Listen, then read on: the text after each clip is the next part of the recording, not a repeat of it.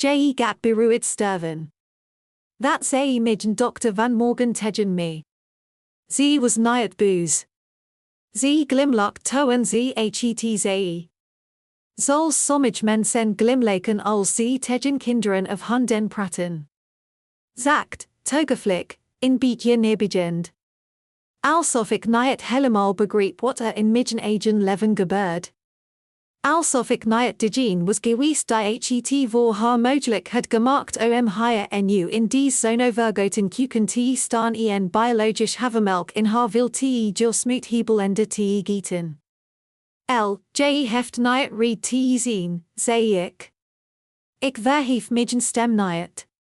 Dat heb ik al jaren niet meer gedaan. Het is niet reed, ma'am. Het is gewoon de waarheid.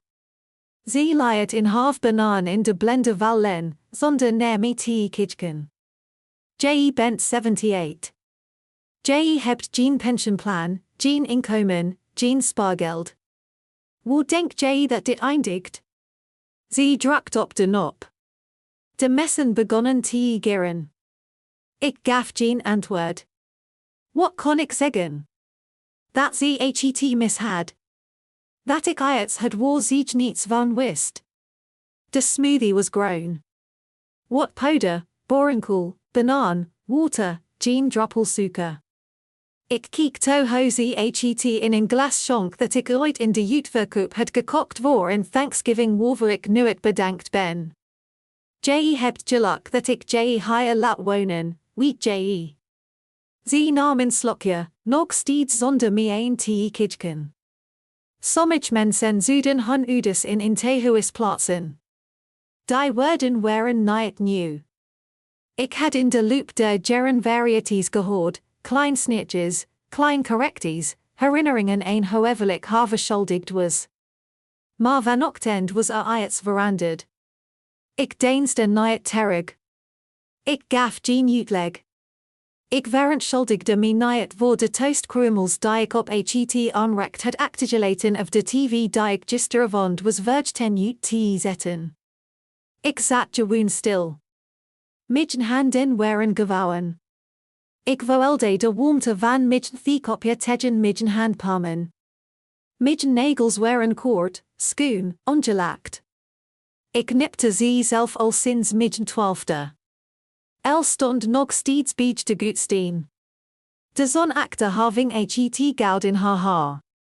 Haar dat ik vroeger vlekt toen ze klein was.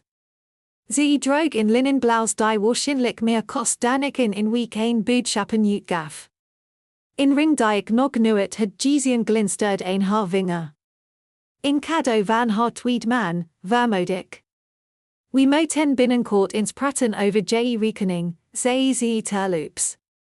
Het is gewoon niet houdbaar. Je woont hier en draagt niets bij. Op een gegeven moment zullen we een aantal beslissingen moeten nemen. Ik moest bijna lachen. Which beslissingen? Alsof ik niet al duizenden het genomen omons bij den hier te krijgen. Ik betaalde voor het eerst huis waar ze ooit woont. Ik zorgde ervoor dat ze kon blijven studeren toen haar beurzen op waren. Ik kocht haar tweede auto, betaalde voor beide echtscheidingen, betaalde haar tandheelkundige implantaten, financierde twee van haar start-ups en begreep de herinnering een hun mislukking onder mijn belastingen. Maar dat doet nu allemaal niet meer toe. De dankbaarheid, als die ooit was, verdween ergens rond de tijd dat ik naar de logeerkamer van dit huis verhuis dat ik haar had helpen kopen. Het is niet echt in logeerkamer. Het was vroeger in opslag geruimd. Daarvoor was het de hobbykamer van haar eerste man. En nu is het midden woonruimd. In een persoonsbed, in dresser dat nog steeds naar mottenballen ruikt, in gordijnen dat niet helemaal sluit. Ik heb tenminste mijn eigen badkamer. Geen ramen, geen slot. Ik dronk midden de zei niets. Dat irriteert haar. Hoe dan oké, ik heb over 10 minuten in klankgesprek. Probeer het internet niet te gebruiken terwijl ik bezig ben. De verbinding vertraagt als je die documentaries stremt. Ik nikte. Ze pakte haar glas en vertrok. Zonder gedag te zeggen. Het hoe is word stil, behalve het Jesuem van de koolkast en het zakte gerinkel van de windgong buiten. In windgong die ik 2 jaar geleden zelf had opgehangen, toen ze nog wel eens naar me glimlacht. Ik zat in de stilte. De die was koud geworden. Toen stond ik op met mijn dieden pjn, maar niet zo erg als gisteren. Ik liep langzaam naar de logeerkamer. De deur krakte. Ik slit hem achter me en vergrendeld hem op de oude manier met het klein metalen haakje dat ik had geïnstalleerd voor privacy. Ik haalde de schoenen dus onder het bed vandaan, die waar zich niets van wist. Daarin zaten 3 notitieboekjes, 2 USB-sticks, in prepaid telefoon en in gelaminated kaart met het logo van in bank in klein letters. In van die nieuwe banken, zonder filialen, voldig online, stil, onzichtbaar. En dan was nog de envelop, dik, dichtgeplakt. Ik maakte hem niet open. Dat hoefde ook niet. Ik wist wat erin zat. En nog belangrijker, wat het betekend. Ze dacht dat ik niets had. Ze dacht dat ik hulpeloos was. Ze dacht dat ze kon zeggen wat ze wilde, dan wat ze wilde, en dat ik daar gewoon beliefd en dankbaar zou blijven zitten en stilletjes zou sterven. Laat haar dat maar denken. Laat ze dat allemaal maar denken. Maar ik weet en nu wel beter, en morgen ga ik in actie komen. De stilte in de kamer was niet zwaar. Het was opzettelijk. Ik legde de envelop terug in de doos, schoof het deksel erop en stopt hem onder het bed, precies waar ik had gelegen, niet omdat ik me nog steeds verstopt, maar omdat sommige woorden het best onthuld kunnen worden wanneer het moment daar is, en geen seconde eerder. Uit de lijstkast haalde ik mijn notitieboekje. Niet die in de schoenen doos. Dies was anders. De brewingkaft was versleten een de hoeken. De spiralbinding was licht gebogen. Ik was 2 jaar geleden mee begonnen, in de week dat ik bijgel introk. De eerste pagina was netjes. Zo begint het altijd. Uitgeven, bijdragen, overschrijvingen. Ik had met in lineal kolommen getekend, elke vermelding gedateerd, blauw inkt gebruikt. Precisie hielp me calm te blijven. De volgende pagina's vertelden in rustig verhaal.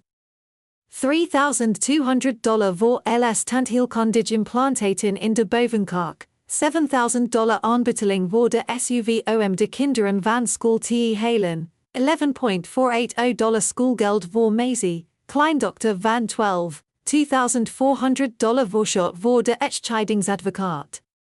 Ik betaal je over 6 maanden terug. Niemand heeft me terugbetaald, geen cent ik bladderd verder. $2,750 voor een nieuw verwarmingssysteem. Het is oké jouw kamer, ma'am. $500 kerstreis die ze zonder mij hebben gemaakt. We bellen je via FaceTime. Intappigd van $100 vervangen nadat Maisie inkt had gemorst. Angelachjes geburen. Toen kwamen de dingen die niet over geld gingen. Maisie rolled met haar ogen toen ik haar vroeg het volume van de tv's acteur te zetten. Ze leidde de kamer terwijl ik een het praten was. El vergat mijn verjaardag. Opgemerkt, genoteerd, stil verdrigen. Het notitieboekje was bijna volume ik streek met mijn vingers over de laatste paar lege pagina's. Ruimte voor meer, ja, maar ik wilde niet meer in dit notitieboekje schrijven. Niet meer. Ik slit het en legde het in de lijn vanuit de spiegel boven het dresser keek mijn spiegelbeeld me een. Niet bruis, niet zielig, oké nog niet scherp, maar stabiel. Word op de deur geklopt. Ik wacht. Toen klonk el stem, half verontschuldigend, half ongeduldig. He, ma'am. Heb je de post binnengehaald? Ik wat op in pakketje. Ik open de deur. Nee, ik ben nog niet buiten geweest. Ze knikte, haar ogen al afgeleid door haar telefoon. Ook. Als het komt, kunnen je het dan binnenhalen. Het is een monster voor een klant. Ik heb het nodig. Ik gaf geen antwoord. Dat hoefde ook niet. Ze maakte het niet op nadat ze was weggelopen, ging ik weer zitten en opend mijn laptop. De midne, niet die van hen. 3 jaar geleden contant betaald, voordat ik hier kwam wonen. Vond hem uit, traag en nauwelijks bruikbaar. Dat werkte in mijn voordeel. De verborgen rekening was niet alleen in geheim. Het was in muur. 7 jaar geleden, nadat ik de klein antiquinkel had verkocht die ik sinds Henry's dood had gerund, stort ik het volledig bedrag op in een party-digit bankrekening. Het was geen fortin, is minder dan $240.000. Maar het was van mij, onangeroerd, groeiend. Ik had het een niemand verteld, zelfs niet een mijn oudste vriendin, Ruthie. Ze gingen allemaal vanuit dat de verkoop nauwelijks de schulden dekte. Ik liet ze begaan. Vroeg ik nu het neer. Ze ging gewoon vanuit, dat is haar manier. De rekening was gegroeid, niet enorm, maar gestaag. Voorzichtig investeringen, klein dividenden, in paar staatsobligaties. En aftrek van belastingen en inflatie stond er nu $287.400 op niet slecht voor iemand die volgens haar dokter beruid zou sterven. Ik leunde achterover in mijn stoel. Het huis was weer stil. Boven hoorde ik weig voortstappen. Was waarschijnlijk op weg naar haar kantoor. Ik keek op de klok. 11:17 uur. Om 12 uur had ik een afspraak. In afspraak waar niets van wist. Het had weken geduurd om die te regelen, in financieel advisor die ik zelf had gevonden, iemand die discreet was, iemand die niet met zijn ogen nipperde toen ik zei, ik wil mijn zaken scheiden van het huishouden van mijn dochter. Ik had geen woord, dat woord tiged. Ik glimlachte bij die herinnering. Ik trok mijn ballerinas aan, noepte mijn vest dicht en pakte mijn tas riep vanaf boven toen ik naar de deur liep. Waar ga je heen? Gewoon even wandelen, zei ik kalm. Ik heb wat fris lucht nodig. Ook, zei ze afwezig. Vergeet de post niet. De deur ging achter me dicht.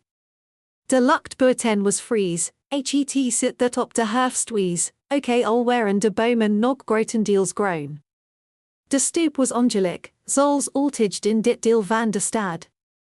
Middenin protesteerden, maar ik liep toch door. 2 blokken, toen dry, toen de bus halt. Ik kende de aanstrageling uit mijn hoofd. De bus van 11:30 uur zou me naar Main Street brengen. Van daaruit was het slechts 5 minuten lopen naar het financieel kantoor. Toen ik in de bus stapte, nikte de chauffeur naar me. Ik had hem al eens eerder gezien. Ik was gewoon weer een oud vrouw op weg naar nergens bijzonders. Perfect. Tegen de tijd dat ik het kantoorgebouw bereikt, was de zon verschoven en wierp lange schaduwen. De receptionist glimlachte beleefd, noteerde mijn naam en bood me water aan. Ik sloeg het aanbod af. Toen verscheen er een lange man in een grijs trui. Mevrouw Stewart, ik ben Daniel. Ik stond op laten we praten. Daniels kantoor was rustig, functioneel en zonder enig warmte. Geen motiverend posters of gekassen. Alleen straklichten, in neutral tapaged en in ram dat je keek op in parkeerplaats. Ik waardeer het dat je me wilt ontvangen, zei ik, terwijl ik plaatsnam in de stoel tegenover zijn bureau. Hij knikte. Professioneel, maar niet kil. U boodschap was duidelijk. U wilt uw vermogen bespreken en zorgen dat het buiten het financieel bereik van uw dochter blijft. Precies. Ik haalde de gelegenheid kaart uit megentaars en schoof die over het bureau. Dat is de rekening. Helemaal digitaal. Geen papier en spoor in huis. Ik keek naar het logo en nikte weer. In Goudbank. Veilig. U hebt dit goed prive gehouden. Ik glimlachte naar het. Ik was hier naar het omg feliciteerd te worden. Ik wil weten hoe ik dit op lange termijn kan beschermen en hoe ik elke mogelijkheid kan uitsluiten dat mijn dochter of haar man toegang toe krijgen als ik niet meer ben. Daniel tikte een paar toetsen op zijn laptop. Hebben ze momenteel enige juridische aanspraak, gezamenlijke rekeningen, volmaakt? Nee. Ik kijk hem aan. Ik weet wat ik doe, Daniel. Ik heb alleen te lang gewacht om ermee te beginnen. Ik leunt iets achterover. Je hebt verschillende opties. Ten eerste kun je een herroepbaar trustfonds opzetten. Dat geeft je flexibiliteit. Ten tweede, als je klaar bent om permanent beslissingen te nemen, biedt een onherroepbaar trustfonds sterke bescherming. In beide gevallen kunnen we een begunstigde aanwijzen. Ik heb al iemand in gedachten, zei ik, terwijl ik een gevouwen papiertje uit megentaars haalde. Maisie, mijn kleindochter. Ik trok een wenkbrauw op naar het je dochter. Zeker niet, zei ik zonder aarzelen. Maisie is de enige die ooit vraagt hoe het met me gaat zonder iets van me te willen. Ik knikte. Dan kunnen we vandaag beginnen met het paperwork. We houden de trust geheim. Het komt niet voor in documenten die voor de familie bestemd zijn, tenzij u daar anders over beslist. Goed. Nog een ding. Ik haalde het bruin notitieboekje uit megentaars Daniel keek toe terwijl ik door de pagina's bladderd.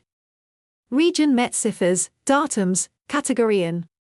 Ik wil een schoon lei, maar ik wil het slim aanpakken. Dit, ik tikte op de pagina, is als wat ik heb betaald sinds ik hier ben komen wonen. Ik wil een document waarin als wordt gespecificeerd, niet omdat ik verwacht dat ik terugbetaald word, maar omdat ik wil dat ze het zien. Als op papier. Geen excuses. Daniel nikte en ik zag iets veranderen in zijn blik. Geen sympathy, geen medelijden, maar een soort respect. Dat kunnen we doen, zei hij. Wilt u een brief bijvoegen? Ik aarzelde even.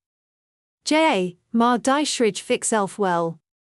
Hij gaf me een map met schablonen en schetsen, juridische bewoordingen voor duidelijkheid en bescherming, en begon de informatie over het trustfonds in te voeren. Ik tekende waar dat nodig was. Elke regel verwelde als een steen die in nieuwe muur werd gelegd. Toen we klaar waren, was het bijna 14.00 uur. Daniel sluit zijn laptop. U ontvangt al definitief documenten per post of we kunnen ze digitaal opslaan. Digital is prima. Niets naar huis sturen. Hij stond op en stak zijn hand uit. Mevrouw Stewart, u neemt een verstandige beslissing. Ik schud zijn hand. Ik ben klaar met nuttig zijn voor iedereen behalve mezelf. Toen ik het gebouw uitliep, verwelde ik me naar het lichte. Ik verwelde me in bollens. Alsof in foto en jaren eindelijk recht hing. De busrit naar huis was stil. Ik scrolled naar het. Ik dacht naar het en over wat ik tegen LLE zou zeggen als ik binnenkwam. Ik was haar geen uitleg verschuldigd. Toen ik de deur opendeed, ruk ik noffelijk. Was een het koken. Ik had haar al maanden niet meer zien koken. Ze keek op van het voor nieuws. Oh, goed. Je bent terug. Ik ben een het koken. Maisie blijft laat op school, Dus ik dak dat ik voor de verandering in zelf zou maken. Ik nikte en zet mijn taas neer. Keek me even een. Te lang. Wo ben jij geweest? In de stad, antwoord ik kort. Ik had een afspraak. Met wie? In het visser. Geen verdere details. Haar gezicht vertrok, in flits van nieuwsgierigheid gemaskeerd als terloops interesse. Waarover? Gewoon een paar dingen die ik moest regelen. Ik opende de koelkast om een glas water in te schenken. Ze drong niet verder een. Nog niet. Maar het zadje van wantrouwen was geplant. Ik zag het groeien achter haar ogen. Heb jij de post gecontroleerd, vrouw ik ze terwijl ze in pan omdraaid. Het monster is nog steeds niet. Nee, zei ik terwijl ik van mijn water nipte. Ik ben niet langs de brievenbus gekomen. Ze fronst geïrriteerd. Ik hoop dat het niet gestolen is. Dat ding kost meer dan $100. Jij vindt het vast wel, zei ik kalm. Dat lukt jij altijd. De rest van de avond verliep in stilte. Ik had rustig midden complimenteerd de soos die de af was. Deed een paar pogingen om in vriendelijk gesprek een te open, maar ik hield het luchtig. Ze vroeg ik niet meer naar de advisor. Ze walked af, verzamelde informatie, bedacht haar strategie. Laat haar maar reden wat ik weet. Laat haar maar voelen hoe het is om geen control te hebben. 20 jaar lang heb ik iedereen gedragen. En nu draag ik niets meer. Ik kies niet. Vanavond schreef ik de brief. Morgen besloot ik wanneer ik hem vestte. Die avond zat ik een middenbureau. De lamp web in zacht licht op het papier. De brief hoefde niet dramatisch te zijn. Het hoefde geen slimme zinswendingen of sentimentaliteit te bevatten. Het hoefde alleen maar waar te zijn. Ik begon met hun namen, hun volledige namen. Eleanor Grace Bennett en Charles Douglas Bennett, mijn dochter en haar man, die veel te lang hebben geprofiteerd van mijn tolerantie. Toon de openingszin. Dit is in belief de mededeling dat ik vanaf vandaag niet langer beschikbaar ben als financieel bron voor u of uw huishouden. Ik pauzeerde en las het nog eens. Het klonk kil. Dat was goed. Ze hadden jarenlang warmte van mij gekregen. Ze merkten niet wanneer die opbracht. Ik ging verder. Sinds ik 2 jaar geleden bij u ben komen wonen, heb ik financieel en materieel bijdragen in breed scala en huishoudelijk uitgaven en persoonlijk kosten. Ik heb een gedetailleerd overzicht bijgehouden van die bijdragen, dat bij deze brief is gevolgd. Ik heb dit gedaan zonder om terugbetaling te vragen, zonder erkenning te zoeken en zonder me te mengen in uw keuzes, zelfs als die keuzes in negatief invloed hadden op mijn welzijn. Dat was een fout, die ik en u recht zet. Toen kwam de gespecificeerd lijst. Via pagines, netjes geprint. Als stond erop, van tandheelkundige behandelingen tot streamingabonnementen, van meisjes schooluniformen tot Eleanor's ergonomisch bureaustoel. Elke regel had een datum, een bedrag en een korte beschrijving. Hier, deel. Alleen feiten. Ik sluit de brief eenvoudig af. Ik verwacht geen terugbetaling. Ik verwacht echter wel dat ik met waardigheid als volwassen word behandeld, niet als iemand die afhankelijk is. Ik heb stappen ondernomen om volledig onafhankelijkheid in de toekomst te garanderen. Probeer geen toegang te krijgen tot mijn financieel gegevens. Je bent geen party bij enige rekeningen en elke poging tot een menging zal worden beantwoord met juridische stappen. Je mag een kopie van deze brief bewaren voor je administratie. Het origineel blijft bij mijn advocaat, Virginia R. Stewart. Ik ondertekende het met de hand. Mij naam zagen onbekend uit op het papier. Vastberaden. Ik stopte brief in envelop. Ik plakte de envelop dicht en stopt hem in midden lane. Ik zou hem vanavond niet overhandigen. Nog niet. Ik had geen behoefte een confrontatie. Ik had ruimte nodig. De volgende ochtend zat al een tafel met haar laptop toen ik naar beneden kwam. Charles zat naast haar, onderuitgezakt in zijn gebruikelijke weekendhouding. Hoodie, koffie, binnen op de stoel die ze me had gevraagd nu het te gebruiken. Goedemorgen, mompelde, zonder op te kijken.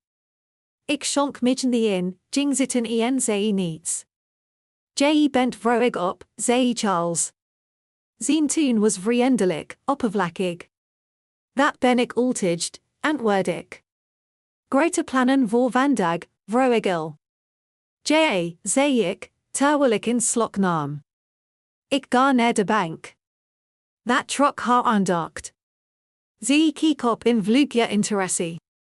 De bank, vroeg Charles. Is alles in orde? Alles is prima. Ik dronk midden op, spoelde midden kopie AFEN verliet de kamer. De envelop bleef verborgen. Tenjo kwam ik bij het filiaal 1. Niet midden gebruikelijke filiaal. Ik wild niemand tegenkomen die midden bezoek zou kunnen vermelden waar ik dat niet wild. De bankmedewerkster was een jonge vrouw genaamd Melissa. Professioneel en snel. Ik wil graag een spaarrekening sluiten, zei ik tegen haar, terwijl ik haar in rekening namen gaf dat ik al een jaar niet meer had gebruikt. In reserve, die ik onder midden meisjesnaam had geopend. Natuurlijk, zei ze. Is een bepaald reden? Ik glimlacht. Het is tijdom de ze wiltjes los te laten. Terwijl ze het paperwork afhandeld, vroeg ik iets anders. In bankcheck. Dit bedrag. Ik schoof een briefje naar haar toe. Ze trok haar wenkbrauwen op. Wilt u dat iemand op wordt vermeld? Zei ik, maar niet midden dochter. De naam die ik haar gaf was Maisie Bennett.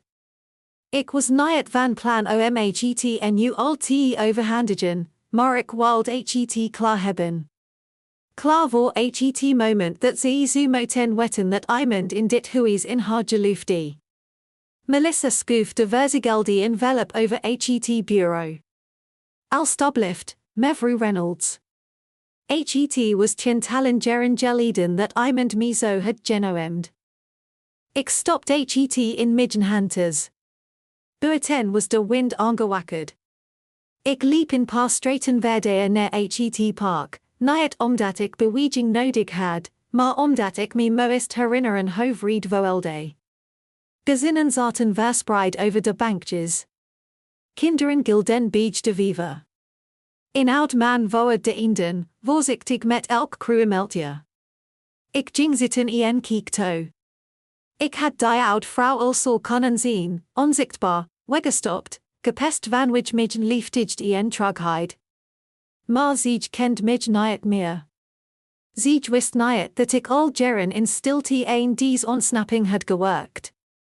Zij wist niet wat ik nog in mij had en wat ik niemand meer verschuldigd was. Midden telefoon trilde, in sms van kun je op de terugwege mandelmelk mijn. Die is op ik staard naar het bericht en zet toen de telefoon uit. Voor het eerst sinds lange tijd besluit ik, laat ze het maar zelf uitzoeken. Toen ik thuis kwam, was het stil in huis. Els stem klonk vanuit haar kantoor boven, vastberaden, gepolijst, haar stem voor telefoongesprekken met klanten. Ik ging niet naar binnen. Ik wilde niet gezien worden. Nog niet. Ik glipt midden kamer binnen, die de deur zachtjes dicht en open de middelste la van het dressooi. De envelop van de bank lag daar, nog steeds verzegeld. Ik controleerde nogmaals de naam, Maisie Bennett, voor de zekerheid. Toen draaide ik me om naar het klein kluisje dat ik onder midden nidu's bewoord. Naast mijn geboorteakte, in kopie van Henry's testament, de origineel akte van mijn huis, de trustpapieren van Daniel en nu ook de afgedrukt versie van de brief die ik had geschreven, legde ik de envelop voor Maisie. Als ooit iets met me zou gebeuren, in val, in ziekte, wilde ik dat iemand het zou vinden. Iemand met gezond verstand, iemand die niet zou doen alsof ik gewoon in rustig oud vrouw was die tv keek en die dronk.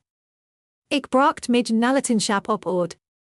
Dat klonk groots, maar dat was het niet. Het was praktisch.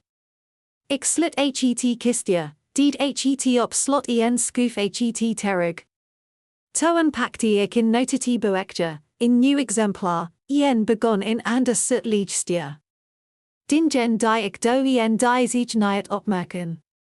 Ik somt eenvoudig dingen op ik wil de kuchenrol een als hij op is. Ik maak de bodem van de koelkastleiding keer per week schoon. Ik stapel het afdruiprik netjes op zodat het niet omvalt. Ik controleer mijn schoolformulieren als niemand anders dat doet it. Ik herinner eraan haar supplementen in te nemen. Ik biecht op mijn tong als Charles me tijdens het eten onderbreekt. Ik zeg altijd welterusten, zelfs als niemand antwoordt. Toen Maisie thuiskwam, stonden tien dingen op het liedje. De deur sloeg zakjes dicht. Ik hoorde haar schenen uittrekken. Haar rugzak sloeg tegen de muur. Toen was het stil en hoorde ik voetstappen richting de keuken. Een paar minuten later klopte ze zakjes op mijn deur. Oma? Lieverd, riep ik. Ze gloed naar binnen. Mag ik zitten? Natuurlijk. Ze krulde zich op in de voedsel, haar neen opgetrokken, haar trui over haar handen. Ze zag er mooi uit op die puberal manier, niet uitgeput, maar vol stilspanning. Heb je wel eens het gevoel dat je er niet bent? Vroeg ik ze plotseling. Ik knipperde met mijn ogen. Wat bedoel je? Alsof mensen om je heen lopen? Alsof je meubels zien? Je bent in de kamer, maar je maakt geen deel uit van de kamer. Ik slit mijn notitieboekje. Dat heb ik wel eens. Ze nikte en staarde naar de vloer. Op school heb ik dat soms. En thuis oké.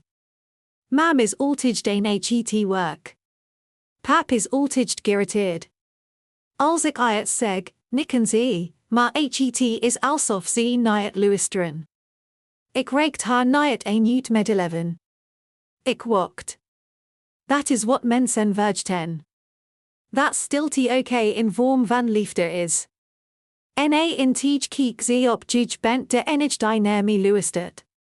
Haar stem was nauwelijks meer dan in fluistering. Ik pakte het klein houten douche op mijn nachtkastje, waar ik pepermuntjes, nald en draad in bewoord, en nu ook in opgevoerd briefje met haar naam erop. Maar ik gaf haar de bankenvelop niet. Nog niet. In plaats daarvan zei ik hou je wel, Maisie, en ik wil dat je jezelf ook gaat horen. Luid en duidelijk, zelfs als niemand anders dat doet. Ze keek me aan. Haar ogen waren die van haar moeder. Groot, bruin, maar zonder de staalhardheid. Ik denk dat ik naar de universiteit wil. Waar weg, zei ze. Ik weet dat ze me dichtbij willen hebben, maar ik heb iets nodig dat van mij is. Ik knikte. Dan ga je. Als het tijd is, ga je waar je heen moet. Ze glimlacht.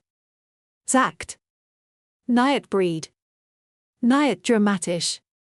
Gewoon echt. Voordat ze de kamer verliet, draaide ze zich om bedankt dat je me altijd ziet, en toen was ze weg.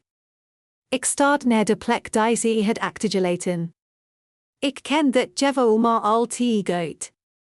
En was ik zien maar onzichtbaar, not ik zien maar niet erkend worden, liefhebben maar niet bedankt worden. Maisie was anders. Dat betekent iets. Die avond stopt ik de envelop dieper in de lijn ze hoefde nog niets van te wetten, maar als ze klaar voor was, zou hij daar liggen. Ik spaard niet langer alleen om te overleven. Ik spaard om iets achter te laten dat ertoe deed. Ik zou haar smoothies, haar minachting, haar beliefdheid bewaren. Ik had de kamer al verlaten, al had ze dat niet gemerkt. Ik had al meer dan VJF jaar niets voor mezelf gekocht. Boodschappen to in tube artritiscream niet meegerekend. Ik bedoel iets voor mezelf, iets dat ik had uitgekozen zonder iemand anders te denken, zonder not, zonder rechtvaardiging, zonder dat ik het hoefde uit te leggen. Dat veranderde op donderdag. Het was Meisie's idee, hoewel ze dat zelf niet wist. We stonden in de keuken. Zij koord op in stuk toast met de onbezorgde efficiëntie van interne ik wees dezelfde beker 2 keer, gewoon iets met middenhanden te doen. Ze vertelde me over haar kanslera, hoe ze in open project hadden gekregen. Wat je maar wilt, zei hij. Geen regels. Wat ga je doen? Vroeg ik, terwijl ik de beker voor de tweede keer afdroegde. Maisie haalde haar schouders op ik weet het niet. Ik weet nog niet echt wat bij mij past. Die zin bleef me de hele ochtend bij. Wat zou ik kiezen als niemand anders keek? Als niemand van me wou dat ik voorzichtig, praktisch, stil redelijk was. Om 11 uur stapte ik op de bus. El dag dat ik naar de apotheek ging. Ik corrigeerde haar niet. De winkel waar ik binnenstapt, was in waar ik al tientallen jaren niet meer was geweest. In klein boutique, verscholen tussen in handel in gesloten bakkerie. Ze verkochten niets essentieels. Dat was juist de bedoeling. Shawls, parfum, rubellen die meer kosten dan de meest mensen redelijk zouden vinden, handtassen met zichten voering. Was niets in de uitverkoop. In vrouw van ongeveer midden leeftijd was bezig in reach handschoenen in de etalage te leggen. Ze keek op glimlacht. Het zit glimlach dat je geeft iemand die geen haast heeft. Zoekt u iets bijzonders? Ik verrast mezelf. Iets dat bij mij past. Ze pauzeert even die toon in stap op zich alsof ik de magisch woorden had gezegd. De handschoenen trokken als eerst midden aandacht. Marineblauw leer met delicate stiksels aan de achterkant in klein parelmoeren nupje beige de pools. Ze waren elegant maar niet opzichtig. Warm maar niet dik, niet opzichtig, precies goed. Ik trok in een. Hitch paste zonder moeite. Ik keek niet naar het preachskotje. Het kon me niet schellen. Ik neem ze mee, zei ik. De vrouw pakte ze zorgvuldig in, alsof ze wist dat dit niet zomaar een transactie was. Ze stelde geen vragen. Ze zei niet dat het intractity was of dat ik vandaag uitpakt, zoals jonge winkelbedienden vaak dan als ze iemand zoals ik iets zien kopen dat niet beige of afgeprutst is. Ik betaalde contant, niet omdat ik me verstopt, maar omdat ik geen spoor wilde achterlaten dat ik zou kunnen opmerken. Ze scande nog steeds to de rekening, alsof ze me wilde helpen. Ik verliet de winkel met de tas dicht tegen me een, niet omdat ik me schaamde, maar omdat ik het moment niet wilde versteren. Op weg naar huis liep ik langs een spiegel in de hal van het gebouw naast het ons. Ik stopte en keek. Daar stond ik, rechtop, met alert ogen, met een tas in middenhand die geen boodschappen of medicinen bevat. Niemand zou het opmerken, maar ik wel. Thuis was een het bellen en liep heen en weer. Ik hoorde Charles boven schreeuwen tijdens zijn spel. Typisch. Ik ging naar middenkamer, die de deur dicht en opende de tas langzaam. De handschoenen waren nog mooier in het middaglicht. Ik legde ze plat en precies op het dresso, als in beloft. Toen pakte ik in penny en schreef iets in het nieuwe notitieboekje. Dinge en die ik voor mezelf doe. Handschoenen gekocht, leer, marineblauw. Geen excuse gegeven. Het was in kleinigheid, maar zo begint verandering. Niet met in nal, maar met in stil beslissing die niemand ziet. Die avondtijdens het eten bracht ik de rekeningen terspreek. De elektriciteit is weer gestigen. Ik moet het mistjen in aantal van je medicijnen vervangen door generiek merken. Is dat ook? Ik kijk haar kamer. Maak je geen zorgen over de rekeningen. Ze trok een wenkbrauw op no, iemand moet het doen. Ik zei, ik herhaald, maak je geen zorgen over. Dat vond ze niet leuk. Control verliezen maakt mensen altijd ongemakkelijk. Maar het kon me niet schelen. De handschoenen lagen in midden laat wachten. De rekening was veilig. Het vertrouwen was beziegeld. De oud Virginia, volgzaam, gemakkelijk, goedkoop, was verdwenen. Niemand in dit huis had het nog opgemerkt.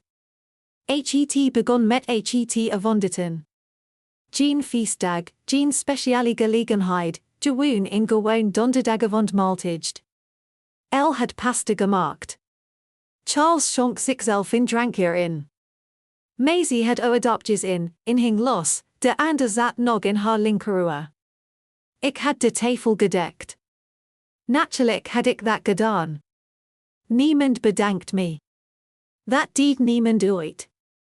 We gingen zitten. Al rood met haar vork in haar bordien het nauwelijks. Charles scrolled tussen de happen door op zijn telefoon. De gebruikelijke symfonie van afleiding en desinteresse. Ik denk dat we het boodschappenbudget moeten herzien, zei heel plotseling. Het wordt crap. Charles keek niet op je bedoelt krapper. Ik nam een slok water. We worden via volwassenen. El ging verder. Het spijt me, maar mam, je als in vogeltje toch zitten we boven het budget. Het wordt luchtig gezegd. Bijna een grap. Bijna. Maisie haalde in oordopje uit. Waarom komt dit en u ter spreek? Omdat ik net de bankafschriften heb gecontroleerd, zei LTE nonchalant. Ik realiseerde me dat ik meer betaal dan ik dacht. That was het moment. Ze zei het niet als in vraag. Ze vroeg ik niet over iets was veranderd. Ze maakte een constatering van, zoals altijd. Ik legde mijn vork neer. Heb je mijn bankrekening weer bekeken? Vroeg ik exactjes. El nipperde met haar ogen alsof ik haar even beschuldigden in dagboek te hebben gesnuffeld. No je, alleen de gezamenlijke kaart. Ik ben niet nieuwsgierig, mam.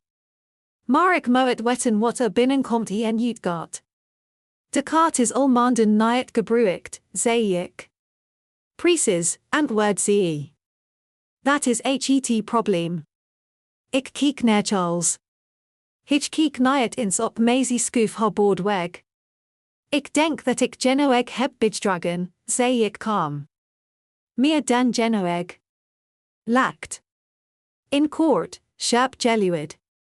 Kom op je woont hier gratis. We vregen geen ho. Nee, ik zei dat jullie me alleen stilte vregen. De woorden waren zacht, maar ze vielen als glas.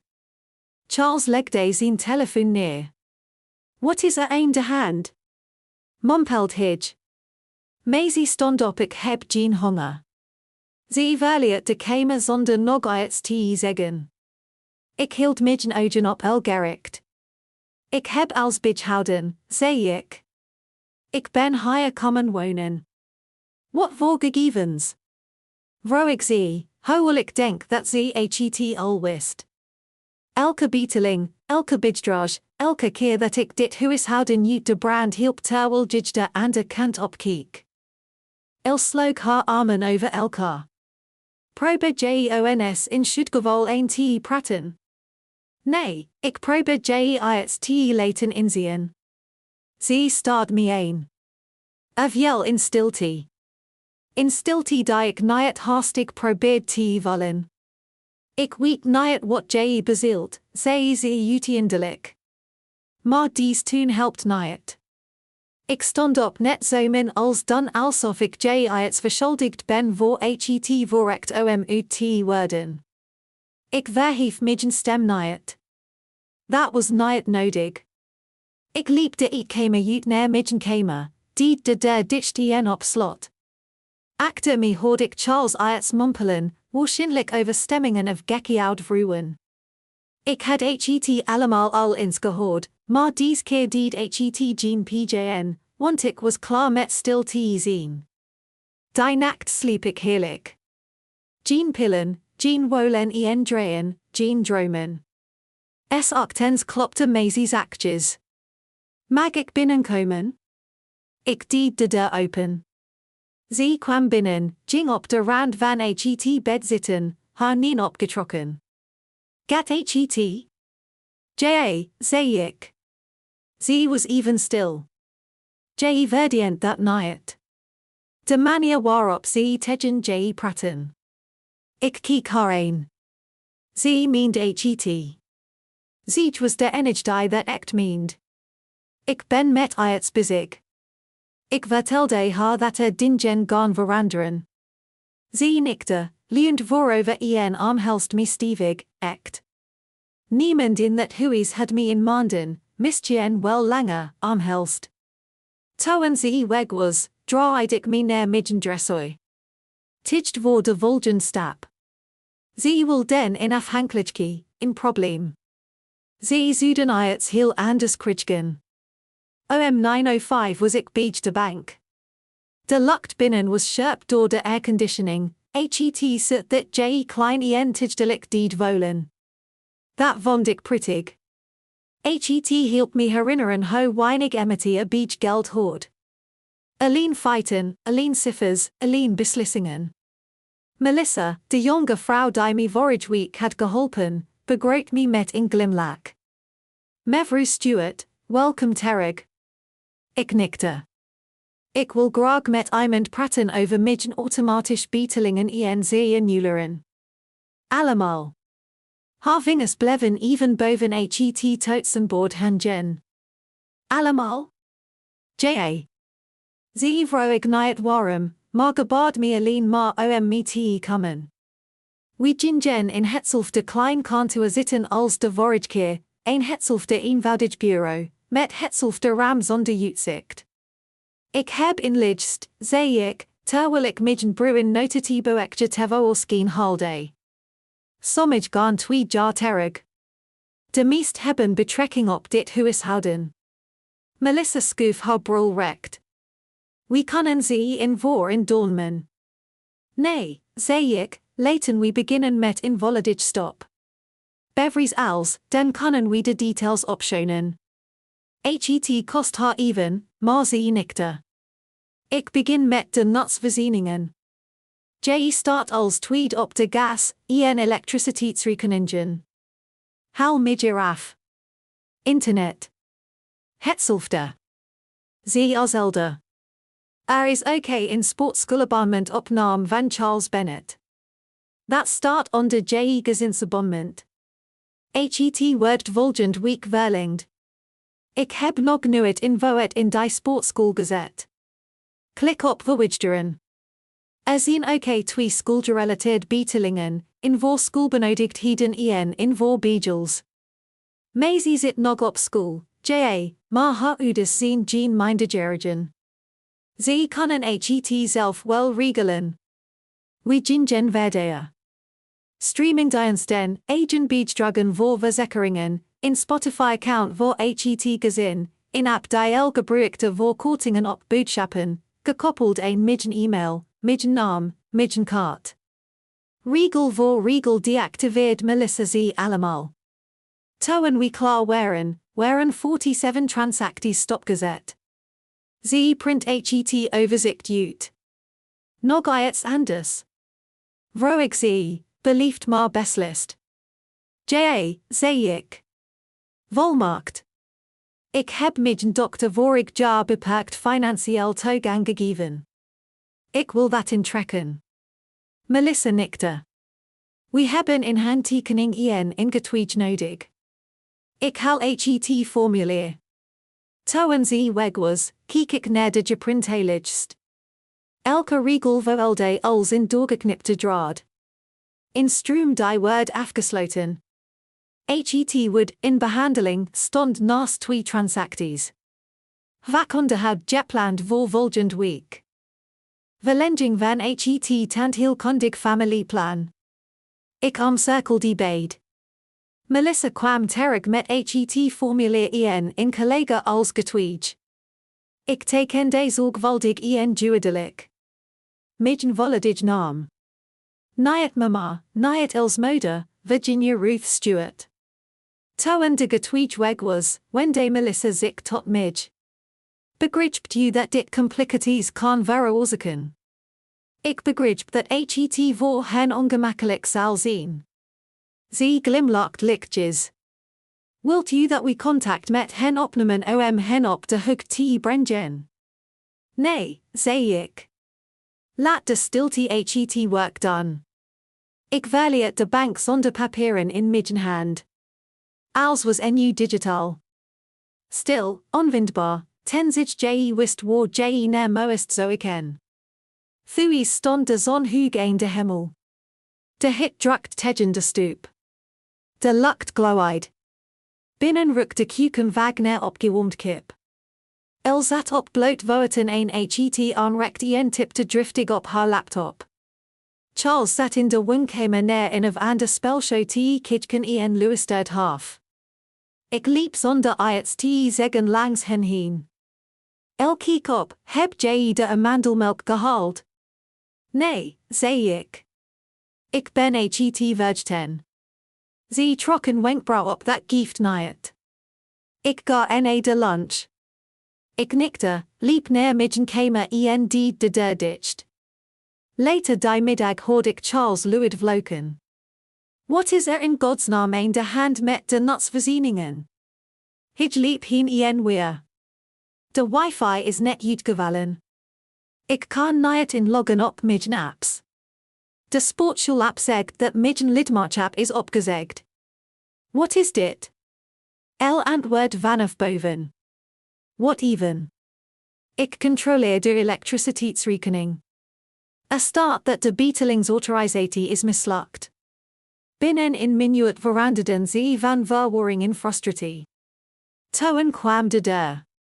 3 keer geklopt. Niet beliefd. Ik deed open. El stond daar, met haar telefoon in haar hand. Heb je iets met de rekeningen gedaan? Ik deed niet alsof. Ja. Haar kijken klemden zich op elkaar. Waarom? Omdat ik niet je vangnet ben. Ze opent haar mond, maar sluit hem weer. Ik zag haar emoties veranderen. Ongeloof, irritatie, berekening. Je hebt ons niet eens gewaarschuwd. Dat hoefde niet, zei ik. De beliefdheid die je me jarenlang hebt onthouden, ben ik je niet langer verschuldigd. Ze staart me aan. Dit maakt het erg moeilijk. Nee, zei ik, het maakt ze echt. Ik sluit de deur. Niet met een klap, maar gewoon dicht. Ik hoorde lange tijd niets. Niemand klopte nog. Niemand stelde vragen. Ze waren druk bezig zich een te passen. Ze zouden moeten leren hoe het vertelde om hun eigen leven te leiden. Ik was niet van plan het uit te leggen en ik was niet van plan mijn excuses aan te bieden. Het advocatenkantoor was gevestigd in een bescheiden bakstenen gebouw in het centrum. Niets opzichtigs. Jean Fontainen in de lobby, alleen strakliggen, uittappigd en de geur van drogpapier. Ik vond het meteen leuk. De receptionist was een vrouw van ongeveer Mrs. leeftijd, vol nervus energie en met in perfect houding. Ze bood me water en leidde me vervolgens neer in priefkantoor achterin. De naam op het matglas was Gerald H. Maddox, Esky. Hij keek op toen ik binnenkwam. In mijn van in de zestig met zilverklorig haar, in dan bruletje het sitkamte dat alleen kan voortkomen uit jarenlange ervaring met de voeten van anderen. Mevrouw Stewart, zei hij, terwijl hij opstond om me de hand te schudden. Ik begrijp dat u enkele juridische documenten wilt doornemen. Gaat u zitten. Ik ging zitten. Hij voed zijn handen. Laten we beginnen met de volmacht. U hebt de financiële volmacht bij de bank ingetrokken, klopt dat? Ja, maar ik wil dat overal formeel wordt vastgelegd. Al wettelijk bevoegdheden die mijn dochter heeft, wil ik kwijt. Begrepen, zei hij. We zullen ook el derde partijen, financiële instellingen, verzekeringsmaatschappijen en zorgverleners op de hoogte brengen. Zodra de formulieren zijn ondertekend, heeft uw dokter geen wettelijk bevoegdheid meer om namens u te handelen. Ik knikte. Goed. Daarna moeten we het hebben over de trust. Hij trok een wenkbrauw op. U heeft al in. Ik ben vorige week mee begonnen, zei ik, met een financieel advisor. Als is geregeld. We mogen, bescherming van begunstigden, maar ik wil ervoor zorgen dat de estate planning klopt. Heeft u een specifiek plan voor de erfenis? Vroeg ik hij. Ja, zei ik. Maisie. Hij vroeg ik niet waarom. Hij schreef gewoon de naam op ik wil dat het waterdicht is. Geen betwisting. Geen acte Ik kan een pour-over testament opstellen. Hij zei dat daarmee els wat buiten de trust wordt, bij je overlijden naar de trust wordt overgeheveld. Op die manier is geen onduidelijkheid. En ik vroeg of ze zo proberen te vechten. Hij keek op wil je haar expliciet uitsluiten. Ik dacht daarover na. Niet uitwoord, maar uitduidelijkheid. Ja, niet ontheft, maar uitgesloten. Bijnaam, nikte hij langzaam. Ik zal een clausule opnemen waarin je intenti duidelijk wordt vermeld. Rechters respecter en directheid. Hij begon de volgende stappen op te sommen. Intrekking van al eerder verleend bevoegdheden. Bevestiging van het agendum van de trust. Pour-over testament. Zorgverklaring. Intenteverklaring. Optioneel, maar nuttig. Ik zal vandaag als opstellen. Hij zei dat je morgen terug kunt komen om te tekenen of dat ik in notaris naar je huis kan sturen. Ik kom langs, zei ik. Sommige dingen kunnen je beter persoonlijk doen. Hij glimlacht vlotjes. Dat is waar. Terwijl ik opstond, haalde ik iets uit mijn tas in enkele foto. Maisie en ik 2 zomers geleden op de jaarmarkt. Ze lakt met een karamelappel in haar hand. Ik naast haar, gevangen in een glimlach. Ik schoof de foto over het bureau. Wou ik dat toe eender intenteverklaring, zei ik. Ze heeft geen uitleg nodig, alleen in herinnering. Hij bekeek de foto, nikte en stopt hem voorzichtig in een map. Buiten scheen de zon te fel.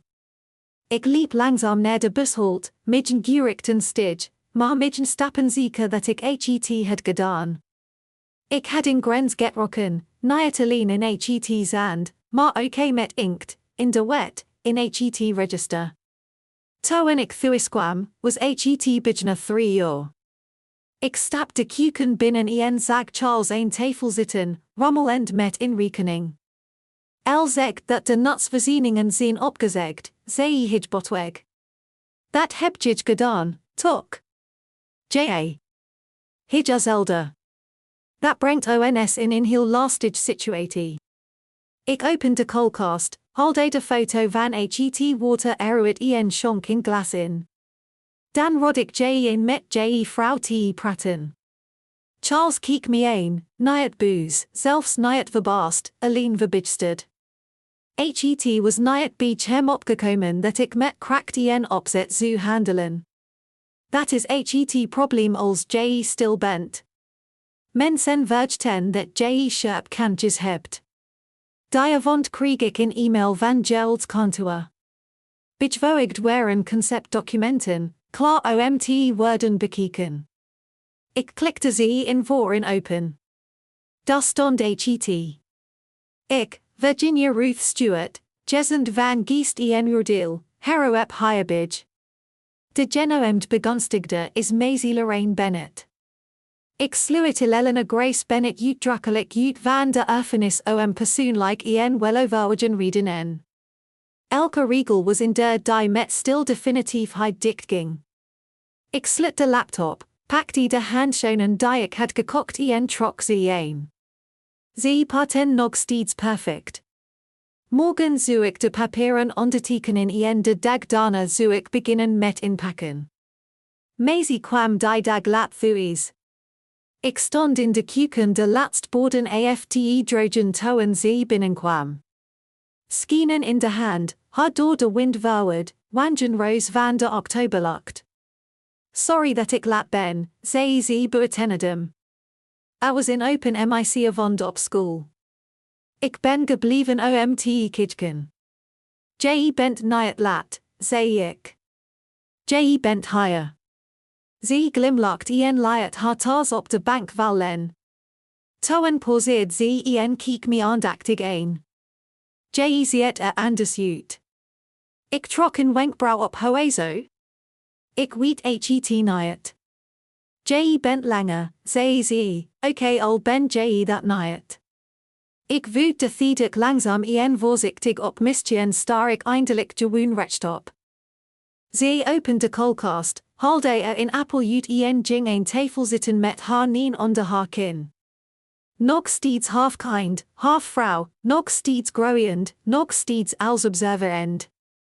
En een moment zei ze, papa zegt dat je de rekeningen hebt opgezegd.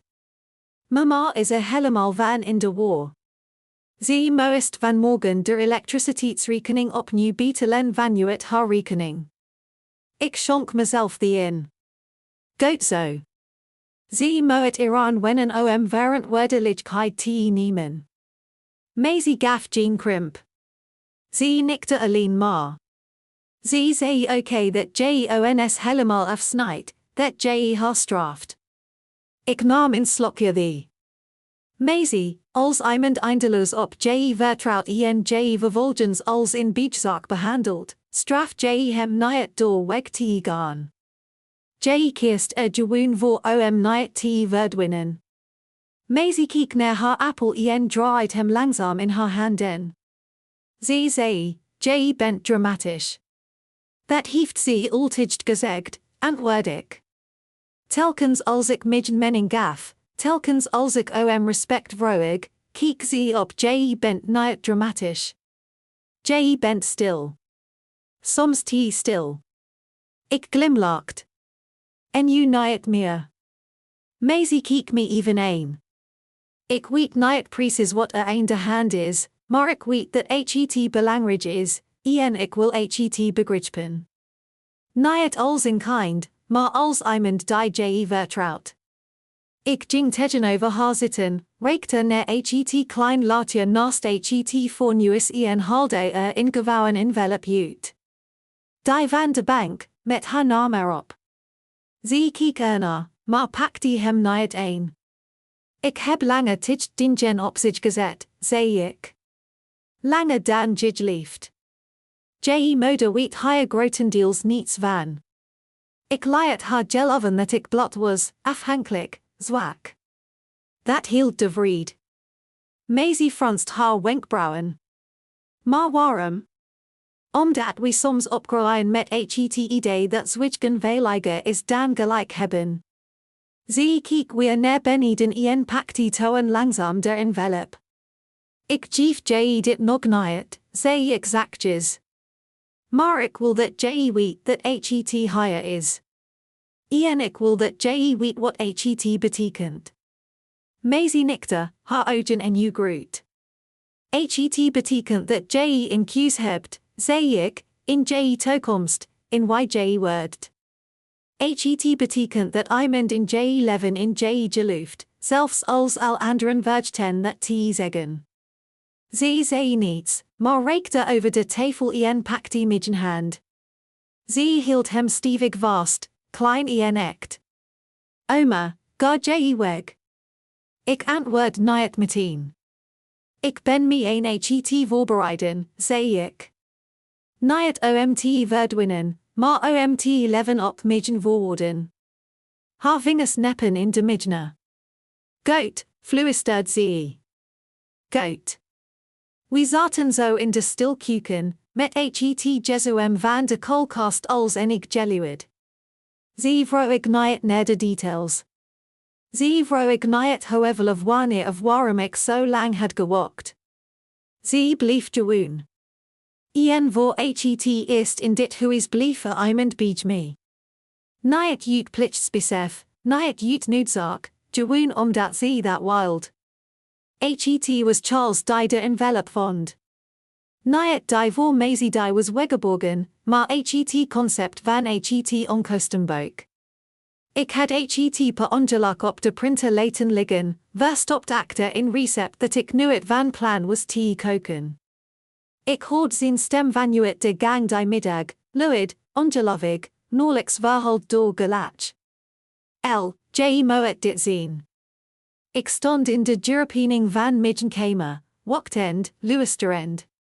Even later verscheen met het papier in haar hand. Haar ogen bewogen snel, de kolommen scannend.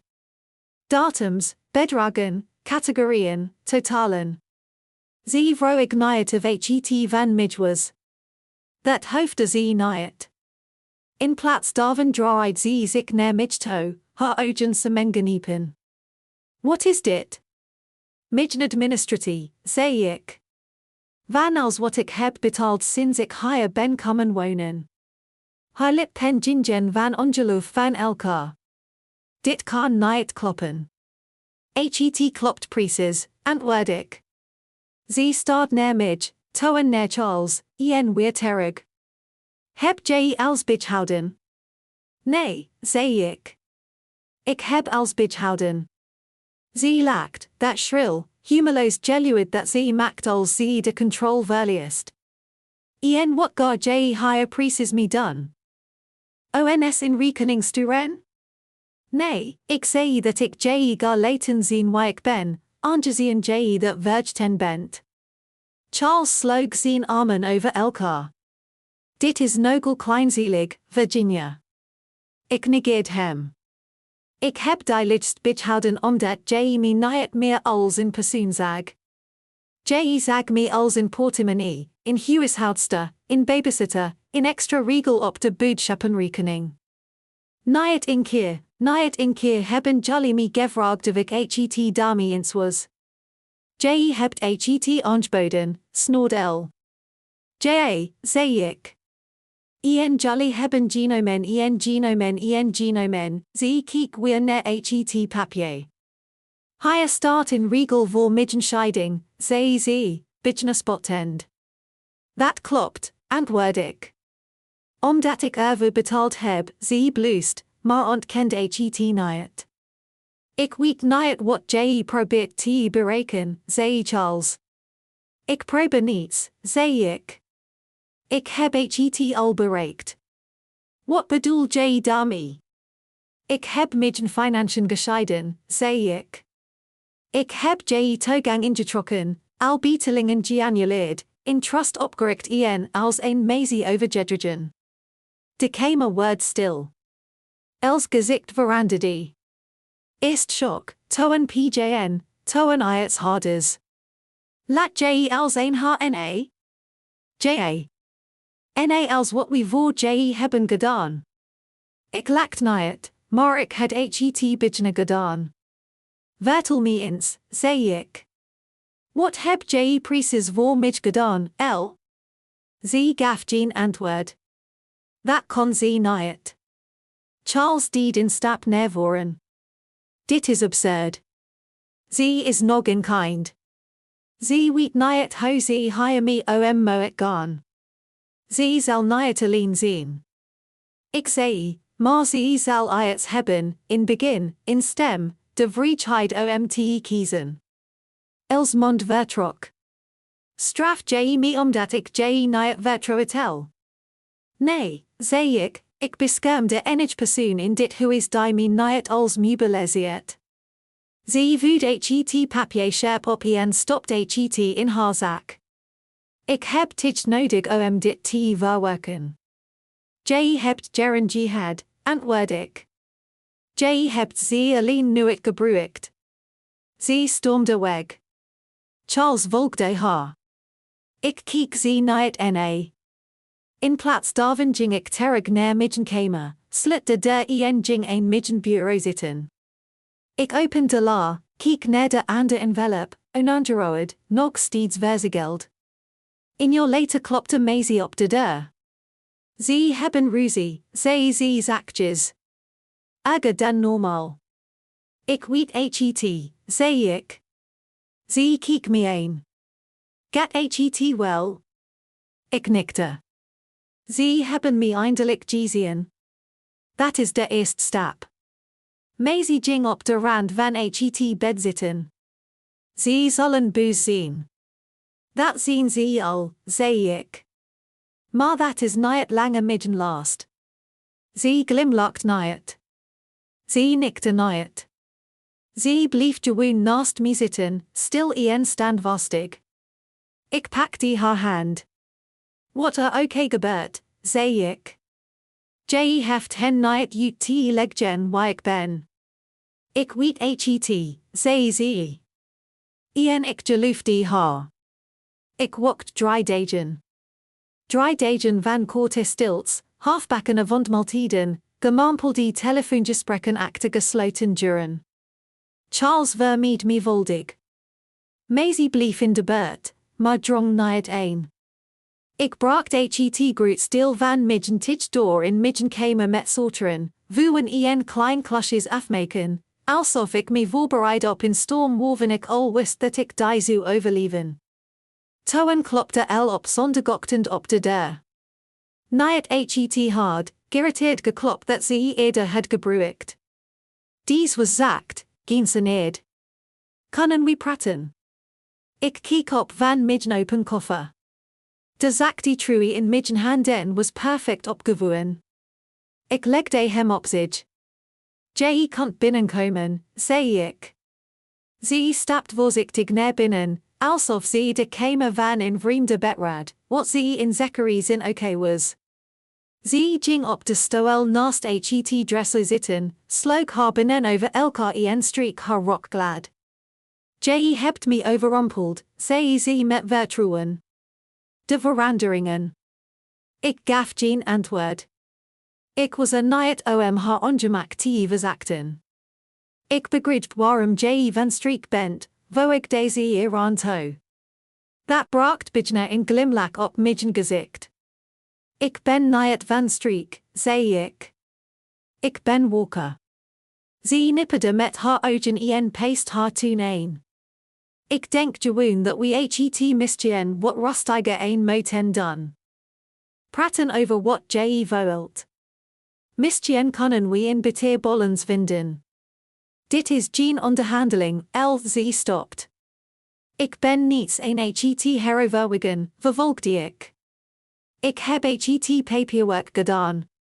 Ik heb het geld overgemaakt. Je bent niet langer verbonden met enig deel van mijn nalatenschap. Haar mond vertrok. Ik heb Maisie opgevoed, weet je.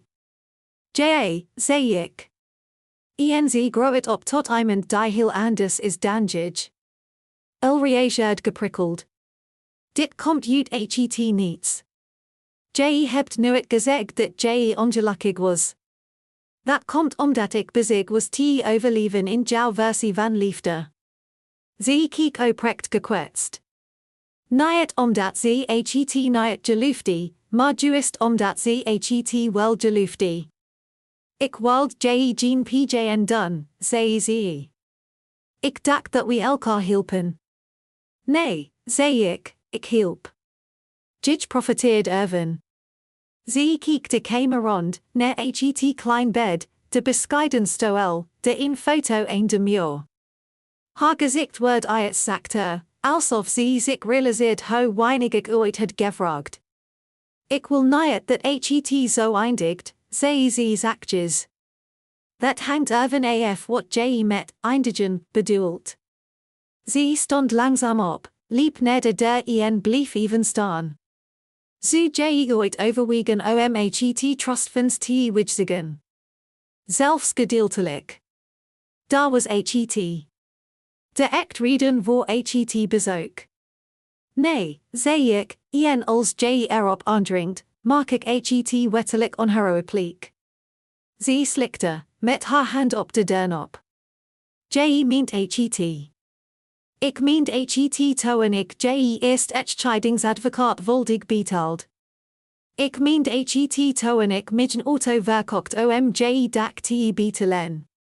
Ik meent het elke keer dat jij het vroeg en ik jij zei. Ik keek haar in de ogen. Dit is de eerste keer dat ik nee heb gezegd. En dat is wat jij niet kunt vergeven. Zij reageerde niet. Zij opende de deur en vertrok stilletjes. Ik ritste mijn koffer langzaam en netjes dicht. Die middag stuurde ik een e-mail naar Daniel, mijn financieel advisor. Ga door met het definitief afsluiten van de trust. Vanaf dit moment zijn geen wijzigingen meer toegestaan. Bevestig wanneer jij klaar bent. In your later antwoord hij. Bevestigd.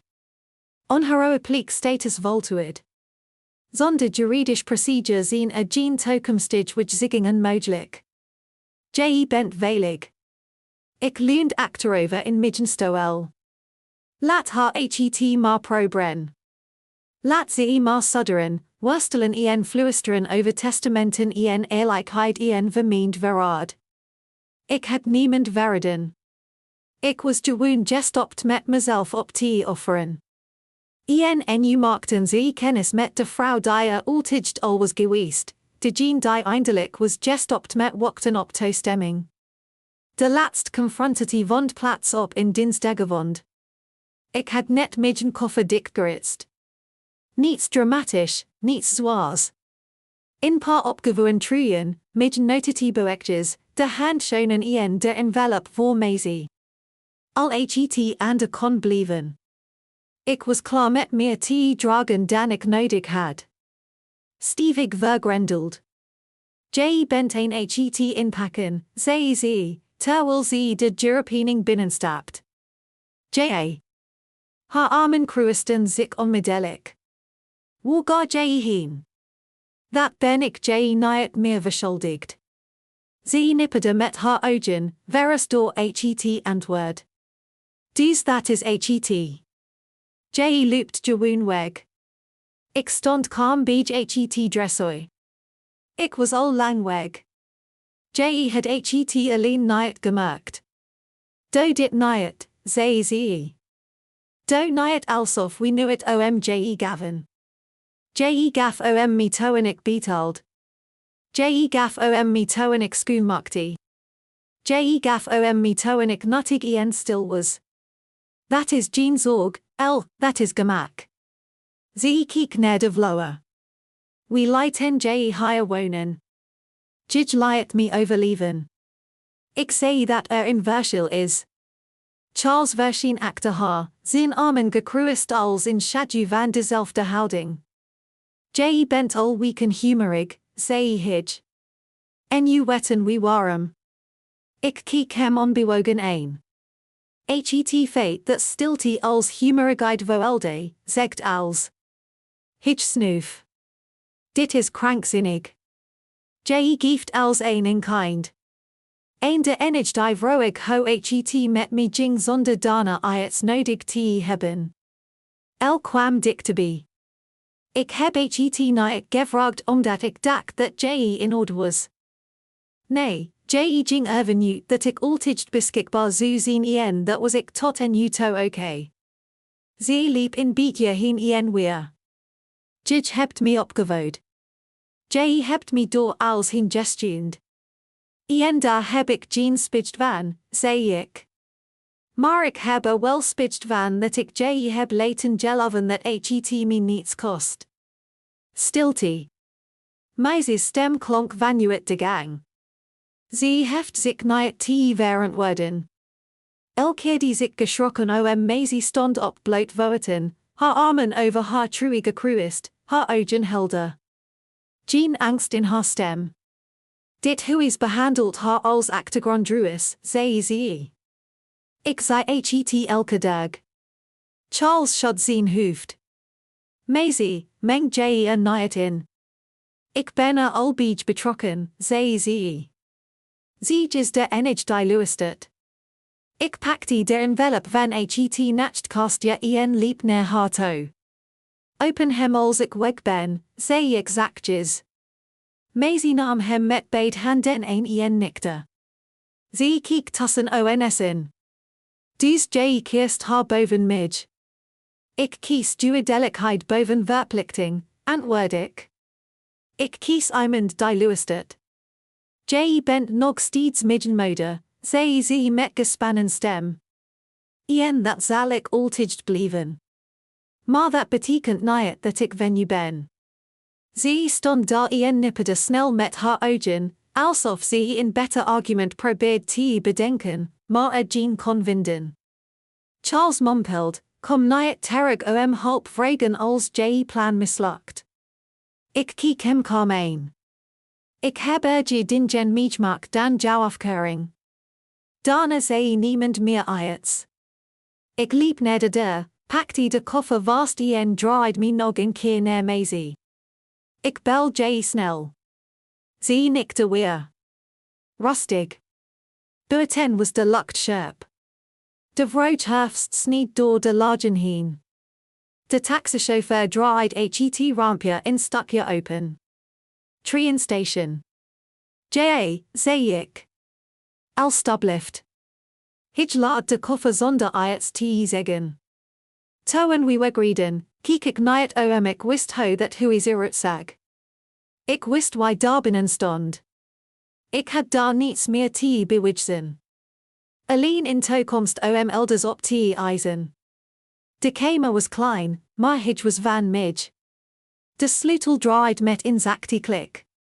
Geen alarm, geen wachtend gezichten, niemand die vroeg waar ik was geweest of wat ik had uitgegeven. Alleen stilte. Ik zet mijn koffer neer en keek me heen. In raam, in bed, in bureau, in stoel en in schoon, opgewoon handig op het dressooi. Het welkom was eenvoudig, menselijk. Het was een pension voor vrouwen, meestal gepensioneerd, sommigen weduwe, sommigen zoals ik. Niet alleen, maar gewoon klaar met gebruikt worden. De eigenaars, Ruth, had vriendelijk ogen en sterk armen. Ze vroeg niet naar mijn achtergrond, maar zei alleen, blijf zo lang als je wilt. En ze gaf me een kopie die met een schifte Citroën erin. Die eerste wond zat ik een het bureau en opende ik mijn notitieboekje, het naïeve. Het bruin bleef in de koffer. Dat deel van het verhaal was voorbij. Bovenaan de pagina schreef ik ben niet onzichtbaar. Ik ben niet te laat voor mijn eigen leven. Ik begin en you. De eerste paar dagen gingen voorbij als in die zacht waarvan ik me niet realiseerde dat ik die al jaren had ingehouden. Ik liep elke ochtend, niet ergens heen te gaan, maar gewoon te bewegen.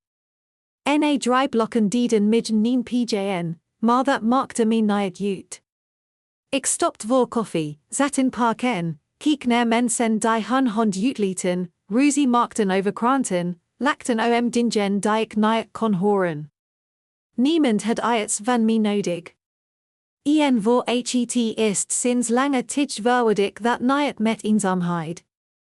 Ik ging naar de bibliotheek, schreef me in voor een kaart op mijn naam, niet toegevoegd een het-account van iemand anders, leend 3 boeken, allemaal fictie, geen zelfhulpboeken, geen overlevingsgidsen, alleen maar verhalen. Op in middag nodig de ruth me uit voor in breaklub beneden. Ik kon niet breien. Ik ging toch. De kameruk naar kan il utapaged. Vrouwen zaten in los stolen, met garin een hun voeten als stil riveren. Niemand vroeg waar ik voor op de vlucht was. Ze vroegen welke kleur ik mooi vond. Ik zei, marineblauw. Ze gaven me een paar breinalden en zeiden, probe het eens. Voeten zijn te verwachten. Die vond merkte ik dat ik niets glimlacht. Het was geen vreugde. Niet echt. Gewoon het zakte gewikt van het feit dat ik van niemand was dus van mezelf. Op de vigste dag kreeg ik een sms van Maisie. Ze zijn nog steeds boos, nog steeds in de war, maar ik ben ook. Ik ben een J-brief begonnen. Ik lees hem langzaam. J klinkt anders in J-brief. Sterker. Ik schreef terug. Dat komt omdat ik eindelijk naar mezelf heb geluisterd en ik wou dat jij ook naar mij luistert. In paar jaar lang kwam er geen antwoord. Toen kwam het. Die vond zet ik de kiek uit het ram. De straat beneden was stil. In man liep langzaam rondjes met zijn hond de lantaarnpaal. In kind reed op in step met in lichtgevend wil. Midden telefoon de weer. Maisie, ik heb mama ook de envelop laten zien, niet wat erin zat. Ik heb haar alleen verteld dat het bestond. Ik staard naar het scherm. Wat zei ze? Haar antwoord kwam snel. Niets. Vorige keer had ze niets te zeggen. Ik slit mijn ogen en liet de stilte als in warm deken over me heen komen. Dat was de echt erfenis. Geen geld, geen meubels, geen rock, maar stilte. Mijn eigen stilte. Gekozen, beschermd, geerd. De volgende ochtend word ik vroeg wakker. Het likt veel op een manier op de muur die ik nog nooit had gezien, zacht en zeker. Ik maakte een liedje op de achterkant van een bonnetje. Beter die kopen. In goud jas kopen. Maisie in boek sturen. De foto van de kermis in lijsten. Mijn. Onderaan ik de ik toe, verdwin niet weer. En dat zal ik ook niet doen. Ik ga niet terug naar dat huis. Ik word niet op excuses die niet zullen komen. Ik bewijs mijn woord niet een mensen die alleen erkennen als het hen uitkomt. Ik ben geen raak. Ik ben geen spijt. Ik ben iets veel stilles en veel moeilijker te onttronen. Ik ben vrij. Het is een nu dry weekend geleden. Ik ben gestopt met het tellen van de dagen.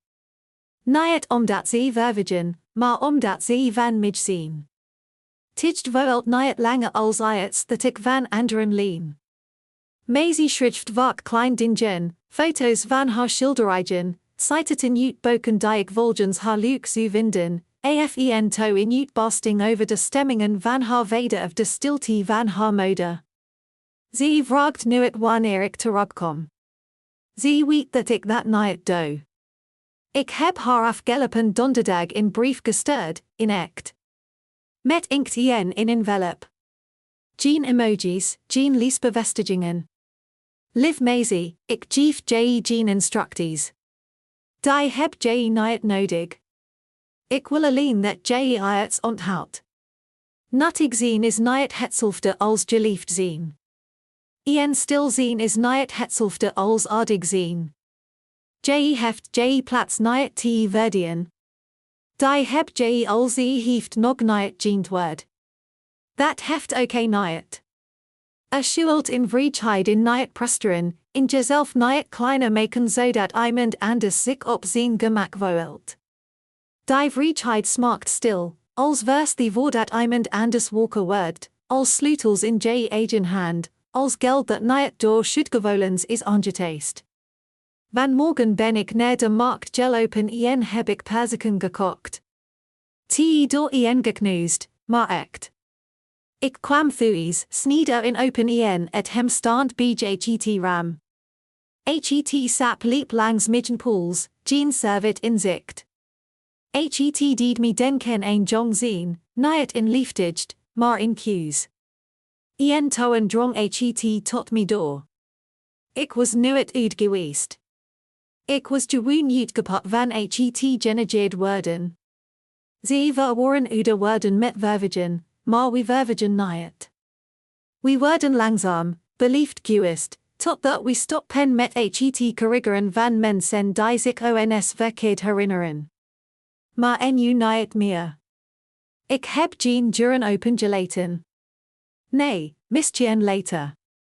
Geen ruimte voor schuldgevoelens. Ik ben niet boos. Ik wil geen raak. Ik wil rustig octenden. In diepzacht. In ruimte voor midden van midges. Het geld dat ik heb gespaard, gaat naar mezi. Maar dat is niet de echt erfenis. De echt erfenis is wat zij zag. In vrouw die niet meer wok tot haar waardigheid haar woord gegeven, maar die gewoon nam. Ik hoop dat ze op in dag tegen iemand zegt, mijn grootmoeder ging niet boos weg. Ze ging vrij weg. Als je dit lust, als je elk deel hebt gelezen stukjes van jezelf tussen midden regels hebt gevonden, laat me dan dit duidelijk zeggen. Je bent niet te laat. Je bent geen last. Je bent geen achtergrondruis in je eigen leven. Ze hebben misschien je energie, je slaap, je goed geren, je vriendelijkheid afgenomen. Ze hebben je misschien in stilte achtergelaten terwijl ze over je heen schreeuwden. Maar je bent nog steeds. Je heeft niet te verdwijnen om de vrede te bewaren. Je mag ruimte innemen, stoppen met het bent worden van vregen, stoppen met uitleggen. Je mag iets voor jezelf houden, al is het maar iets kleins. Zelfs als het maar een paar handschoenen zien, in kamer met een slot, of het geluid van je eigen stem die zegt, nee, ik ben je dit niet verschuldigd. Laat dat de eerste zin zien van het nieuwe verhaal. Als het hen bang maakt, des te beter. Laat het maar zo, want angst is wat ze voelen als iets wat ze vroeger bezaten zich eindelijk herinnert hoe vrijheid smaakt. En u, midden best, als dit verhaal je aanspreekt, deel het dan met iemand die zichzelf moet herinneren, met iemand die vergeten is dat ze opnieuw mocht beginnen. Of houd het gewoon stil, zoals ik deed. Tot de dag kwam dat ik eindelijk genoeg zei het oké meend.